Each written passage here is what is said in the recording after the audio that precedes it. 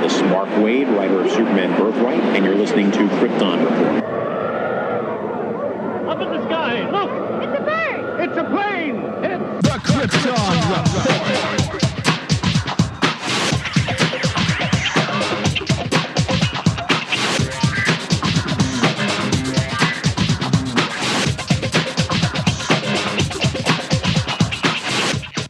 I am your host, Tyler, and welcome to Krypton Report, a podcast dedicated to all things Superman, Supergirl. We're going to look at the Supergirl TV series, as well as the Krypton TV series, anything that has to do with the characters in their world. Comics, movies, TV shows.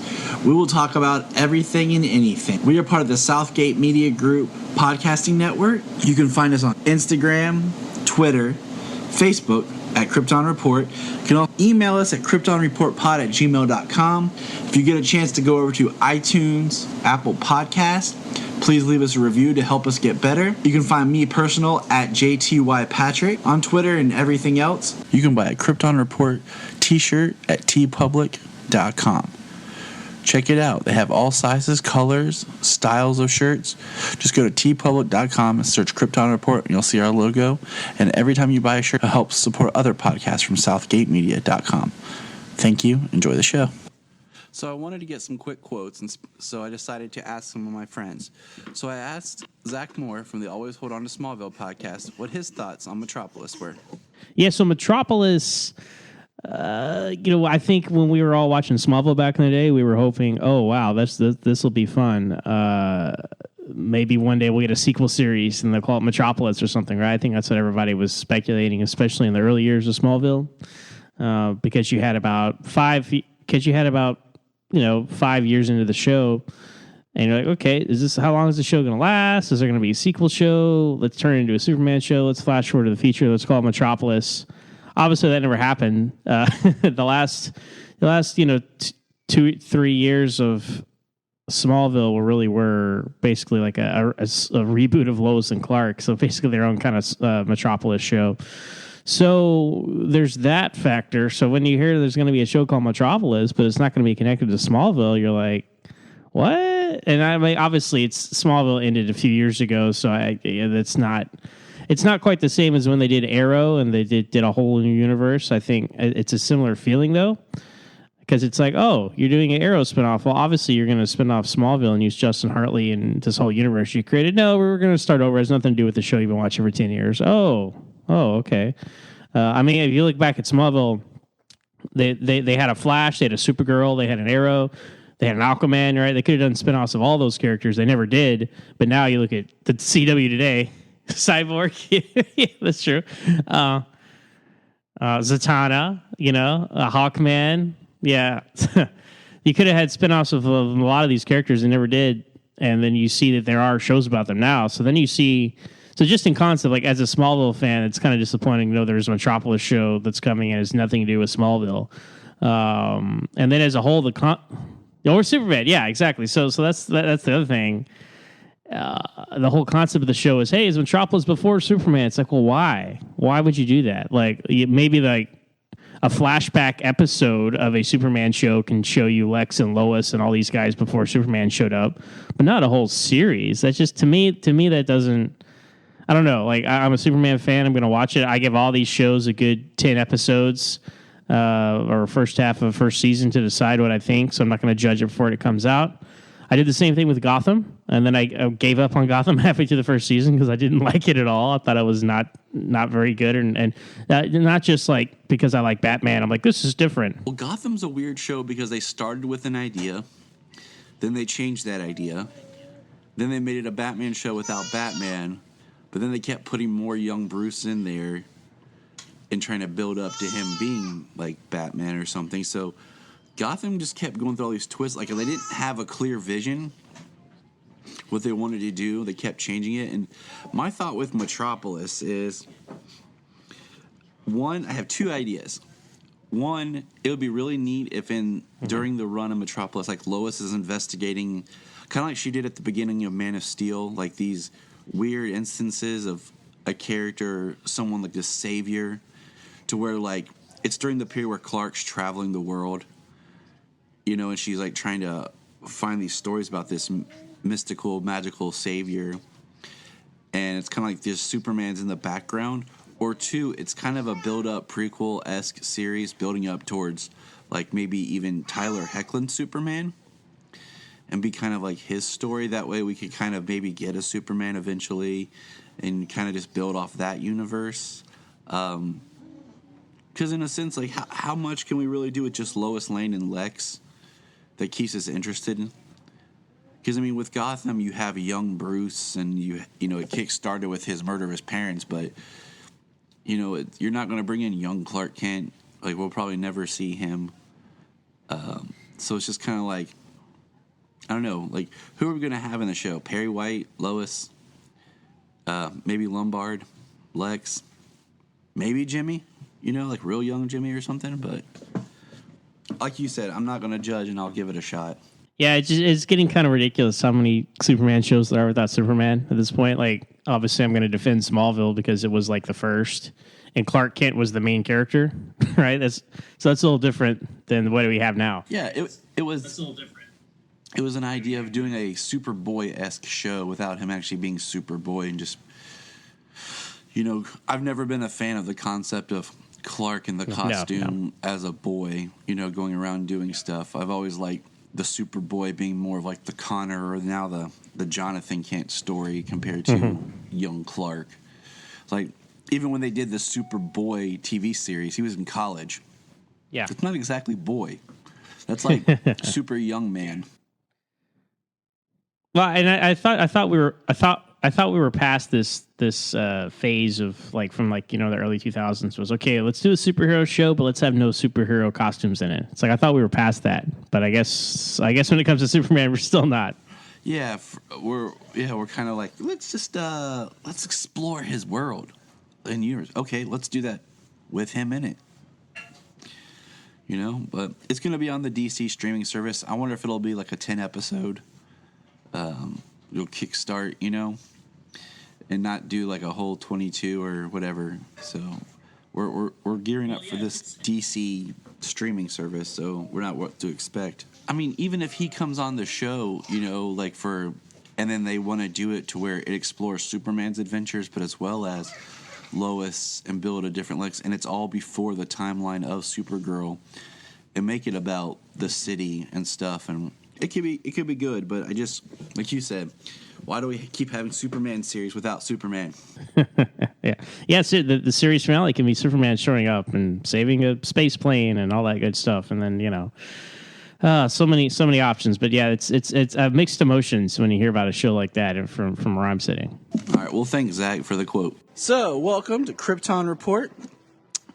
I am your host, Tyler, and with me is, well, a voice you're probably getting used to hearing by now. And this man needs no introduction. He is the other Kryptonian. Trying to think, is there another good Kryptonian? There is? Yeah. It's James Cole. Welcome, James.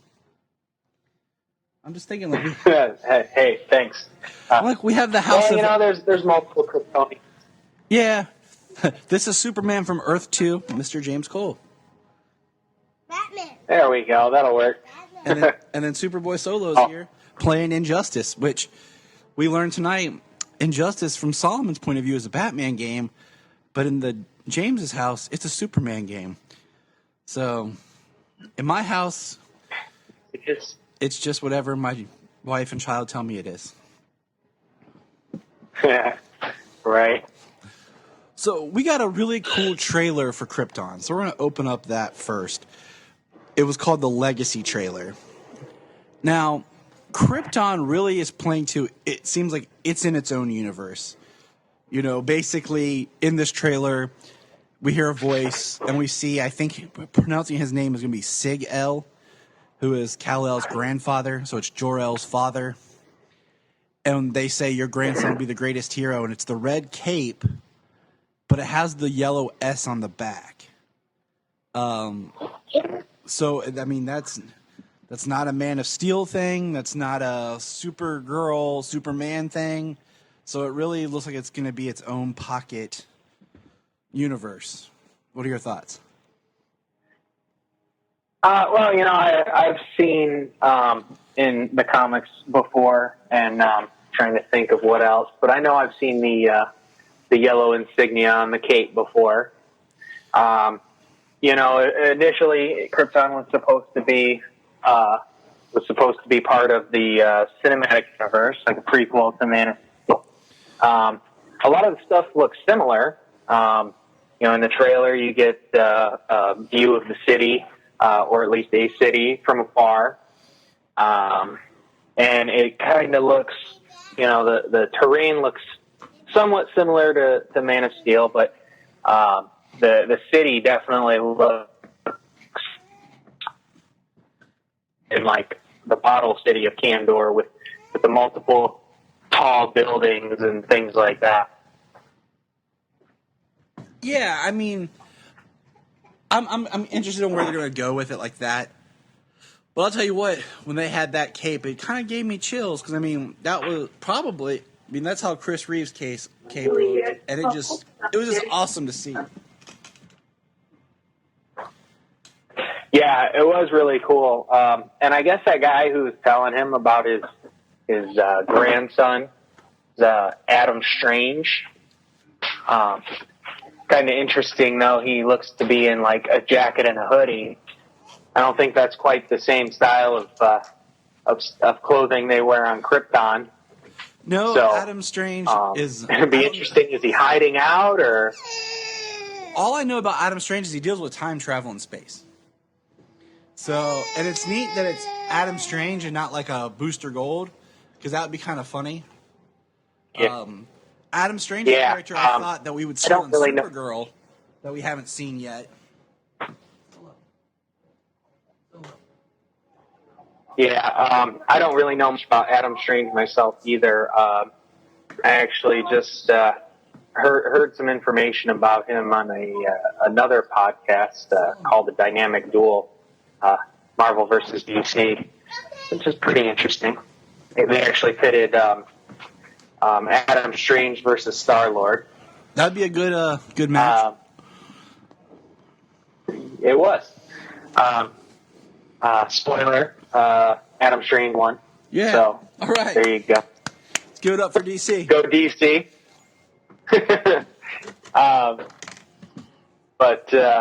Anyways, I mean, it'll be interesting, is he going to be like what legacy is he going to be the best hero the universe has ever known, but like the kind of when it's going to take place, which we know Zod's lineage is going to be in it. And were you aware that Zod is his last name? Oh, really? Yeah, like I knew this, but it's never been brought up. Like his name's supposed to be Drew Zod, but he's always been referred to just as Zod. So it made me wonder if he was like the last of the House of Zod.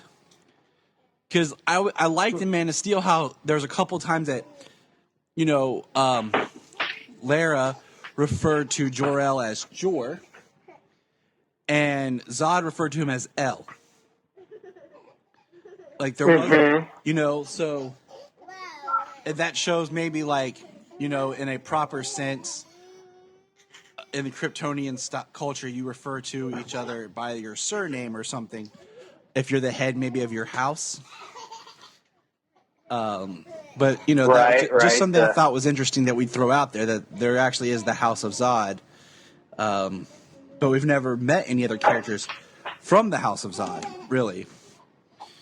No, not really. I mean, in other mediums, Smallville, comics, even in Man of Steel, they had Theora, who has, largely been Zod's wife. And even in the current run in the current Action comics, there's even what's his name, Lars Zod. Yeah, is that what his name is? It's been a long time since I've read it, but the comic that was written by Jeff Johns and Richard Donner, where Clark Kent and Lois basically adopt a boy who turns out, and they call him Chris Kent, and it turns out to be the son of Zod. And I'm wondering if they're going to tie that continuity with this whole Lar-Zod thing in the current comics. And also, for some reason, my child can sit down and be quiet, but as soon as I decide to do something, he kicks into overdrive. That's what they're good at. So, but yeah, I mean, other than that, we've never seen like Zod's father, Zod's grandfather, any brothers or sisters. So that's going on with Yeah, it's just Krypton. been Zod, sometimes his wife, and then, on a couple occasions, a child. Yeah. And I mean, that's all we've ever got. And I mean, I don't know how females' names work in Kryptonia when they're married.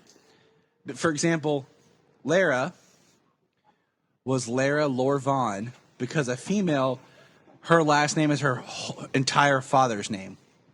That's why it's Kara Zor-El. Not Kara El, she's Kara Zor-El.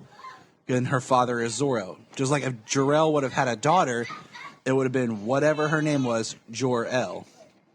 So, a lot of times you'll see it as the Lady Lara or Lara Lor-Vaughn, even though she's married to Jor-El. I don't know how it works once they're married. I'll have to look that up. That's how nerdy I get. Yeah, that'll be that's an interesting thought. That's how deep we get on Krypton Report. Just like Sayla, her name would be Yes, it Sayla. is. Her name would be Sayla, Jonathan Tyler Patrick. Like, she would have all three of my names. There you Talk about a mouthful. I know, poor child. Maybe that's why they don't have middle names, and their names are short. Right. Jor. Yeah, you can imagine how they're probably all shortened.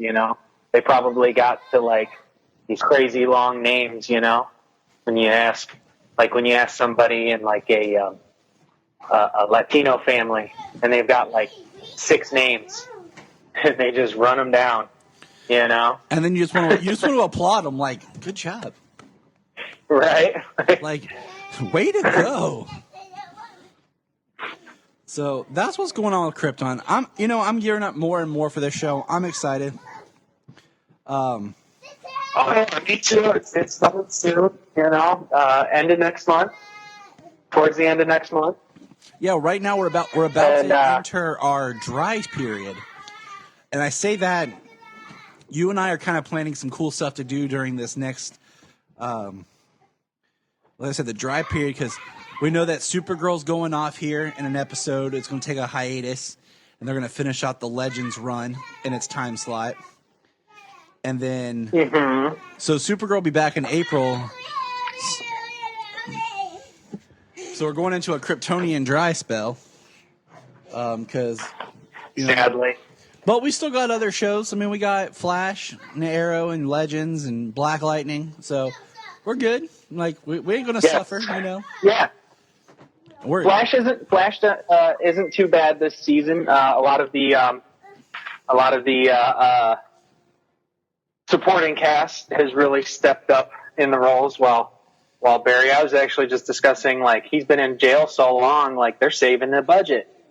yeah, they're like, woohoo! So when he gets out, they're just going to be like, let's blow it. Boom. Right. But no, I mean, I've liked this season. I haven't had a problem with it. My problem has always been more about Iris, her attitude, and just how they treat her character and what they're trying to do with Iris's character. She has like the least experience out of anybody, and she's supposed to be like leading the team. So that's just kind of been my thing. It's been weird how they've treated Wally. Like, I'm glad that Wally's going to be going to Legends because I think that's where he should be. Because right now it doesn't make sense to have Flash and Kid Flash. But they've definitely, like, his exit's been really weird. this season so far. And like right now, while Barry's in jail, you think Wally would be there, but he's not. That actually would make sense. You know, they've had a lot of speedsters in the Flash through the first 3 seasons, so. And that's one reason I'm really happy with this season is I'm glad I really wish they would have done the Thinker in season 3, and done Savitar like season 4 or 5, and had done more with Savitar and kind of made it more about. Like, I wish they would have just wrote out the Dr. Alchemy more, and then brought in Savitar, because they could have done some cooler things with seeing Savitar throughout time, and like how the season could have started and there could have been like this cult and this group that worships Savitar, and Barry's trying to figure out why all of a sudden he feels like there's this like a new religion, but everyone talks like it's been going around for a long time. And and they could have done something really awesome where Savitar, instead of being as convoluted as it was, when Barry created Flashpoint, okay, it could have somehow the time remnant that he created to stop Zoom was saved, but still stopped Zoom, and that time remnant got thrown into time, and that time remnant became Savitar. Like that, something a little less convoluted than the time remnant he creates to stop Savitar actually is Savitar, and he's Savitar. Like, it just got too much, like too heavy, and it was just too much of always fighting another speedster. But I'm digging the thing. Yeah. Even though, like, I liked the actor they had for the first Clifford DeVoe, like really Clifford DeVoe, before he took over this new guy's body. Because, if he felt more like someone that the Flash should go against. And yes, we're divulging and talking about the Flash. You know what? This is my podcast. If I want to talk some Flash on it, I'm going to talk some Flash on it. So right. But I mean, we're gonna do. We're already planning. You and I are talking. We're gonna do a whole episode on Black Lightning. I want to wait till the season's over and just kind of do like a season discussion because I feel like each episode's really good, and I think it should drop on Netflix like a week after it ends. Is I think like a week and a day or something like that. So then we can kind of go back and pick it apart a little bit and really like talk about it as a full season since we're not doing episode by episode. But if you're not watching it, you should be, because it definitely is a lot more of a refreshing show. It's not as cookie cutter as some of the other ones have become of each other. Oh, yeah, definitely a new take on superhero shows on CW. A very strong social commentary, very well acted. It's got mature content, and it's a very, very good show. I'm really enjoying it. The 3 episodes that we've had. So you're hearing that from us, so that it must be true then. 2 white guys in Ohio who like Black Lightning. That's how good the show is. It honestly, we could talk about it, but I'm just kind of holding out back because I really want to talk about it straightforward in an episode. But yeah, I finally got my wife to watch it with me, and she was digging it because she watches Supergirl and Flash with us. She's kind of fallen off on Arrow and Legends, and she's gonna watch Legends when it returns because she likes Constantine. But I think she's digging Black Lightning now. Well, but without any more ado, a lot to keep up on. Oh, it is. It's crazy. We're gonna now jump into Supergirl season 3, episode 12. For Good.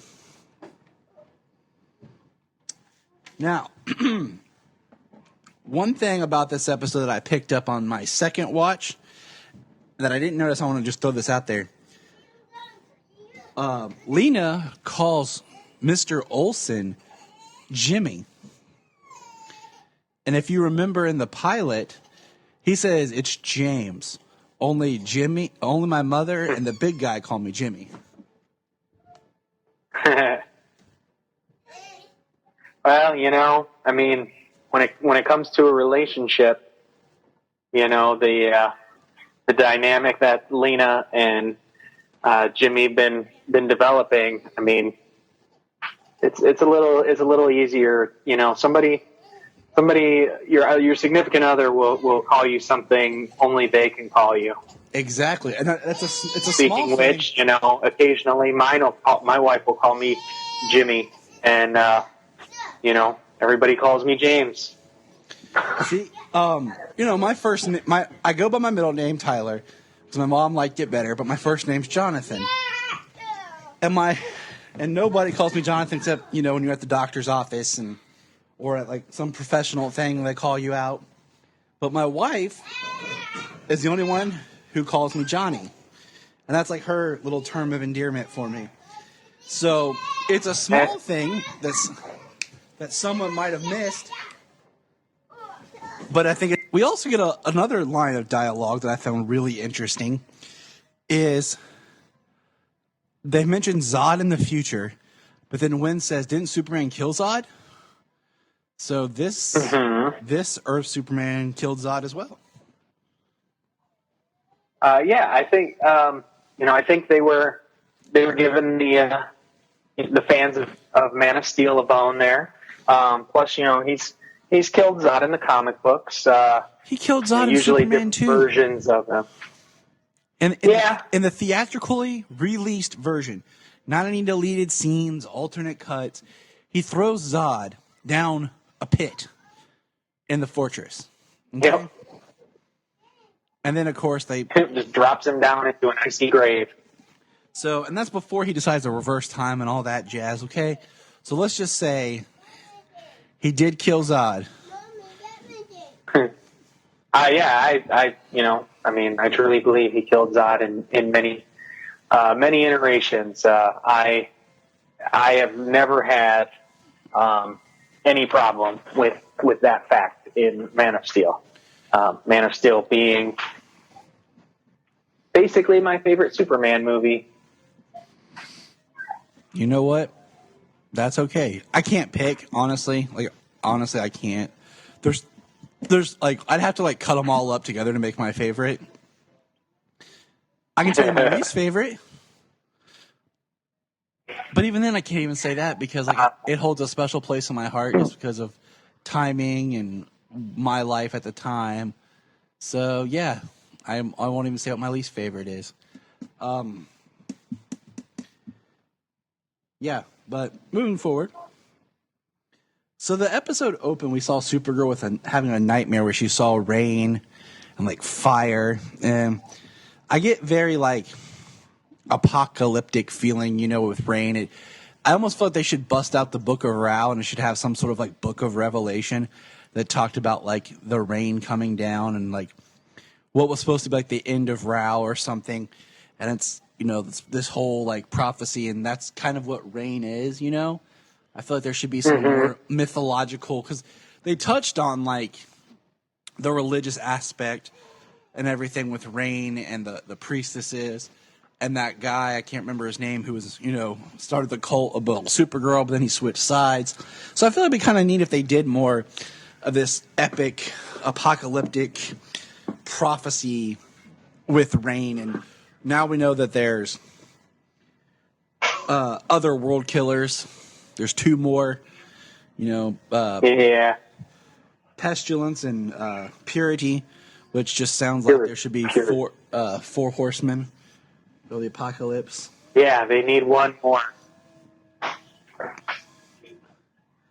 I like Mon-El. Yeah.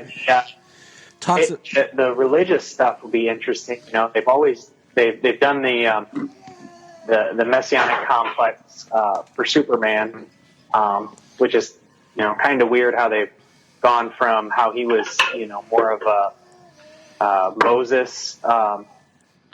Baby in the Reeds character when he was created by his Jewish creators, and now he's more of a he's Christian Jesus. Yeah. They're like, they come back like, whoa, complex. guys, slow it down, okay? He was supposed to represent Jesus, not Jesus. Yep. So it would be interesting for them to, at least, touch on that a little bit, give, for Supergirl as well, at least some of the other religious aspects of the Kryptonian religion in the show. Yeah, I mean, the Rao stuff is always interesting. It was barely touched on in Smallville. That was the first time that I can think of that it was brought into live action. Now, we do get a line from Mon-El who talks about that when they're discussing that Rain must not be like full Kryptonian, talk about experiments, and Mon-El says they've fought many hybrids before, with the Legion. We find out that Alex was a doctor before being part of the quote-unquote FBI. Yeah. Yes. That's what her digital badge says once in a while. Yeah, FBI. Right. Just next thing she needs is the rock star alias, and then she's on the different show. But Morgan Edge, and we've had a lot of friction between Edge and Lena, and they're trying to kill each other still. Edge's car blows up. And of course, his first reaction is it's Lena. And it's kind of sad that her last words to him were, go to hell. And then his car blows up, so that doesn't look good for her. Right. Well, as you try and kill each other back and forth, I mean, who else are you going to try and blame? Exactly. It's just kind of a duh, like... It's the first person your mind's going to go to. Then he tries to get her back. Yeah. By poisoning her coffee. And man, that was intense. Like, she started foaming at the mouth, and Jimmy's like, Mercy, Tessmacher, where did you get the coffee? She's like, the cart. And Jimmy chases him down. I'm like, yeah, go James. Running the dude down, guy pulls a gun. I almost expect him to, like... I didn't get very far from James having to come from, whatever floor they're on. For real? I'm sure a top floor or something. I was almost expecting him to, like, turn his watch and, like, his whole Guardian suit comes from his watch or something. I was just kind of, expecting something like that crazy. But we did get the first appearance of Guardian this season in this episode when James, as Guardian, goes and shakes down Morgan Edge. Yep. Except for Guardian when he got killed by the Fuhrer. That was a different Earth. That was a different Earth. He had a different color suit. Yeah, that's the second time we've seen Guardian this season. Which is weird because there hasn't even been dialogue addressing it. Like, James says something like, I've been too busy. I want to put this on hold. I don't want to do this right now. But no. So, now, if I'm not wrong, okay, every time Supergirl has been at the DEO, it's always been as Supergirl. And around all the agents has always been Supergirl. It's only kind of been in private with certain people, it's Kara. But this episode, she just flies into the DEO full in Kara mode. I don't know if I've seen her in the DEO as Kara. I'm trying to think. I can't cite anything specific, but I'm pretty sure I've seen her in Kara get up at the DEO before, but it's rare. And that's why I feel like maybe I have, or something,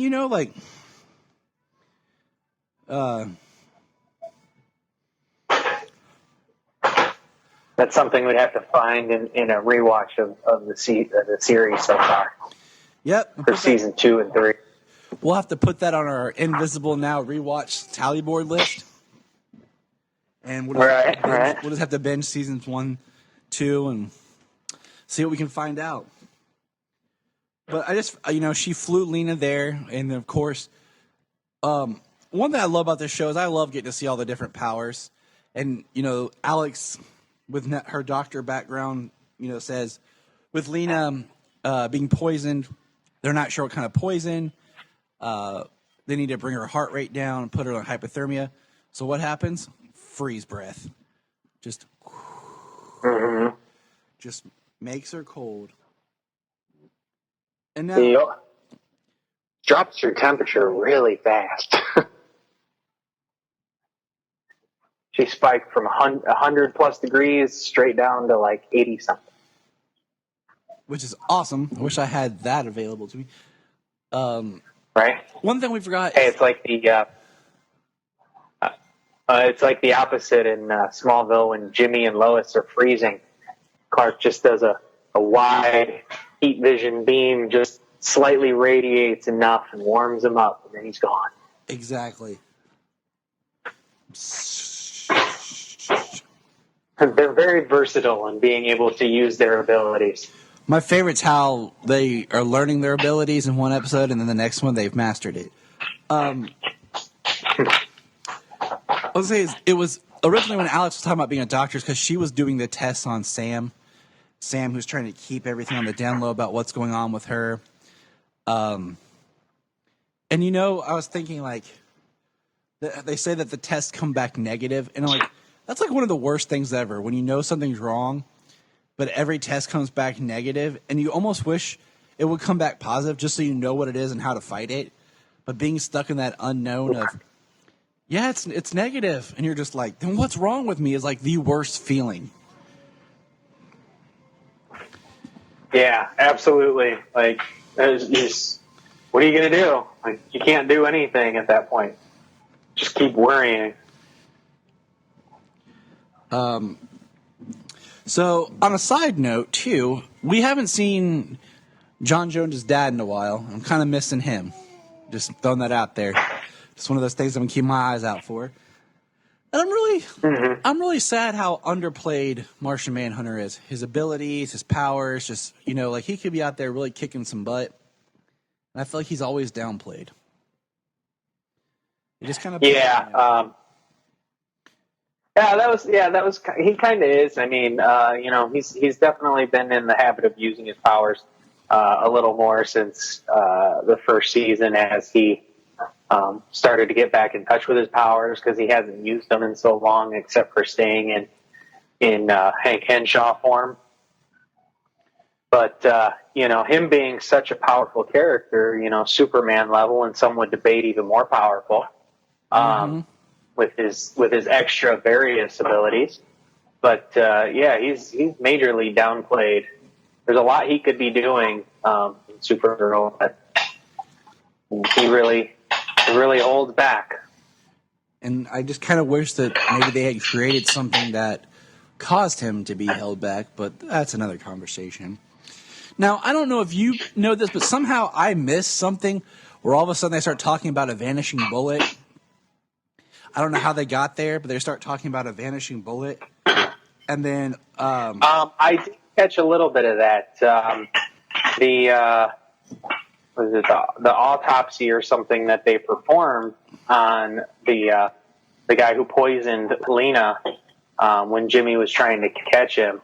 The autopsy they performed, he was shot, but there was no bullet.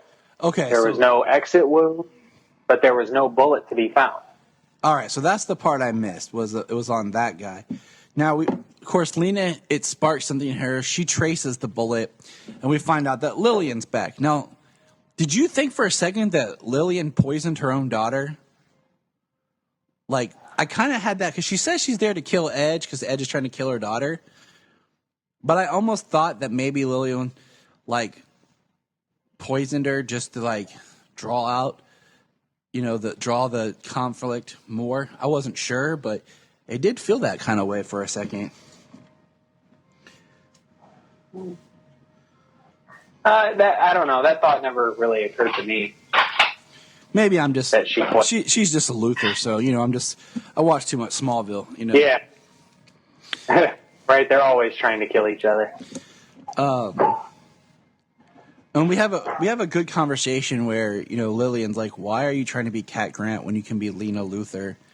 She talks about a revenge that she got on a girl when she was in 5th grade.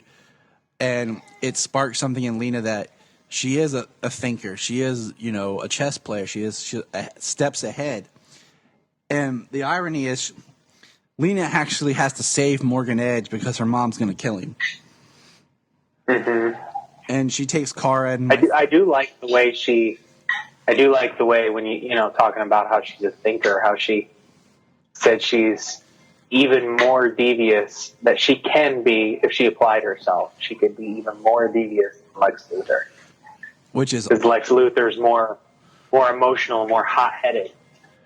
Which makes me wonder if Lena will slowly go into that territory, because I'd like to see her stay around. Because I really do enjoy her character. My favorite is Lena gets into this party. It could be down the road or something, just for the fact that she did see Mon-El. She did see Mon-El fighting alongside Supergirl and who else was it? But yeah, she saw Mon-El, and that did kind of strike a question. But she kind of let it go pretty quickly. So could be something down the road that Kara's been lying to her for so long. And that's kind of what I'm waiting to see, is like that kind of a fallout, because I feel like it could be building. Because if we go to like the next part in real quick, jumping ahead, like Sam does come clean with her about her blackouts and stuff to Lena and Kara, her friends, and she talks about Ruby and protecting Ruby. That goes back to like what Junia said. I think that it'd be awesome if something happened and Alice took care of Ruby and got to be the mom to Ruby. And she came out to her friends, and it's kind of like that. Sam has something going on with her, and like Kara has something going on, but nobody's telling Lena, but they're all supposed to be open to each other. Mm-hmm.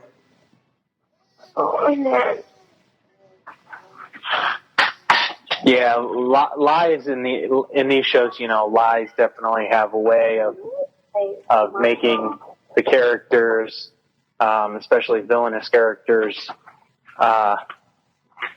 making them feel very, what's the word I'm looking for? Just betrayed. Jaded. Yeah. So the coolest part of this episode happens when we see the drone that was attacking Mortgage Egg changes into the Lexo suit, and Lillian puts on the Lex suit and fights Supergirl. Full-on kryptonite-powered Lex suit.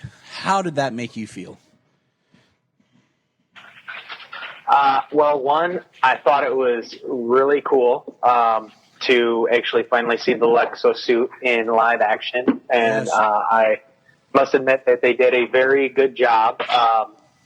How, I guess, Iron Man-like it attached to her and expanded around her body.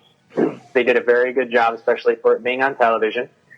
The only thing I have to say is I'm kind of sad. The first time you see a Lexo suit in any live-action version, it's not Lex Luthor. It's not versus, Superman. It's Lillian Luthor versus Supergirl. It's kind of like, reminds me of Friday the 13th.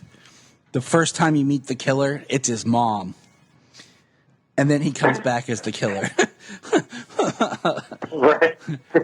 Kind of wait for Lex to pop out. All in all, it was actually pretty cool. It was cool. I freaked because I didn't see it coming. And like you said, we're going to take a little side detour real quick here.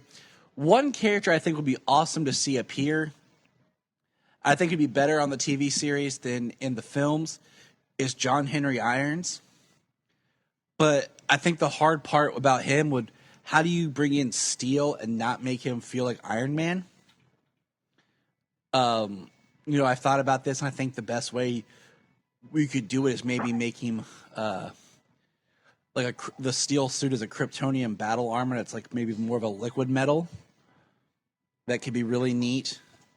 Yeah, he would make him look a lot more like Citizen Steel from Legends, as opposed to Iron Man or Shaquille O'Neal. Oh my God!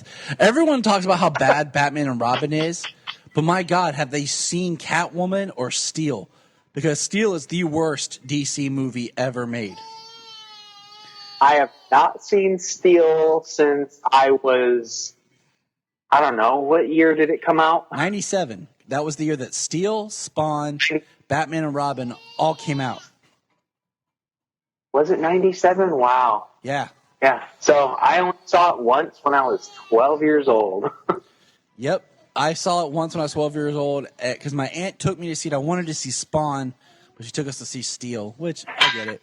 And I saw it one other time later. After that, I think we rented it. And I haven't seen it since. So, because I know that it's bad. But yeah, I think, John Henry Irons is a great character. I really would like the idea that he's like into weapons design and military.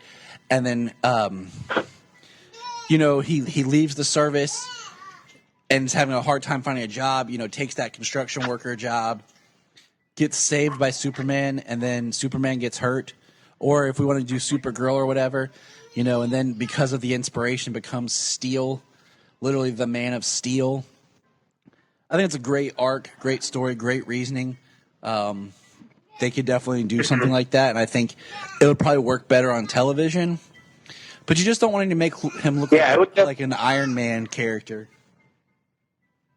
No, I definitely feel that that would be a pretty cool character to introduce in television.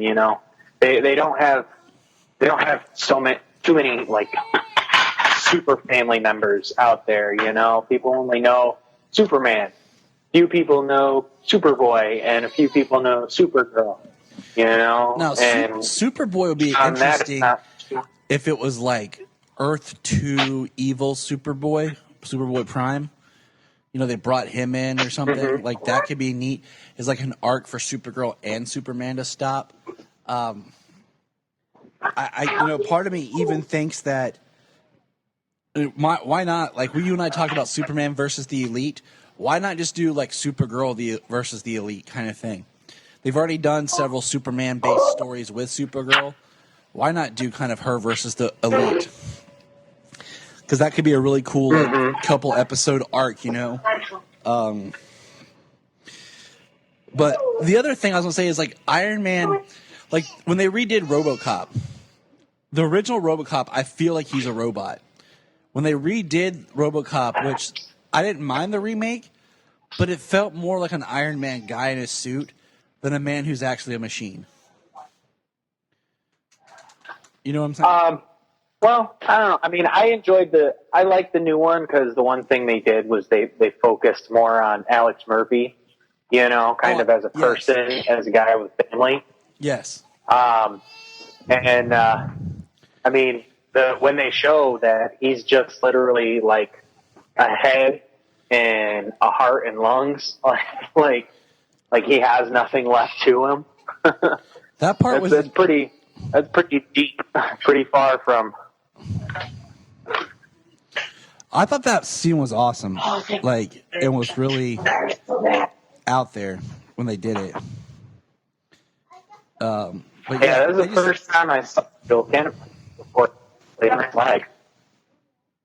Same here. But I mean, so that's that episode. I mean, that pretty much wraps it up. Anything else you have we want to add to it? For good. For good. No, not really. It's the coolest thing in it was the Lexo suit. And yeah, kryptonite powered. She actually physically fought Supergirl. So it was totally in action. Wasn't just visual. Which was awesome. Like, all right. Well, that'll wrap us up for this episode. Thank you, James, for being part of another great commentary, and we even get off on our tangents, but I find our tangents pretty entertaining. I'm hoping that most people do as well. Oh yeah, I hope so too. All right, man. Well, You know, it all what's the word? It all ties together. it all works out in the end. It all brings it home. It's not like we're off talking about, Yep. something that makes no sense. Why we'd even bring it up on the show? Pff. Flash. Yeah, right. Why would we talk about Flash or Black Lightning on a comic book podcast show? Exactly. Like, why would we do these things? All right, man. Well, thank you for being a part of the show. And, any plugs you want to say real quick about where people can find you, or if they want to talk to you, or anything like that? And if they want to reach me on Facebook. James Cole, Cole, the third. And no, that's about it for now. All right. Well, thank you. There's a thin line between heroism and madness. Here the line fades to nothing at all. This is a world of capes and lunatics. And nothing is off limits. So be sure to check out Capes and Lunatics for all your nerdy needs and randomness, as well as many other awesome shows on the Southgate Media Network. If you have an interest, I bet we have a show. And you can find me on Capes and Lunatics. So until then, keep listening.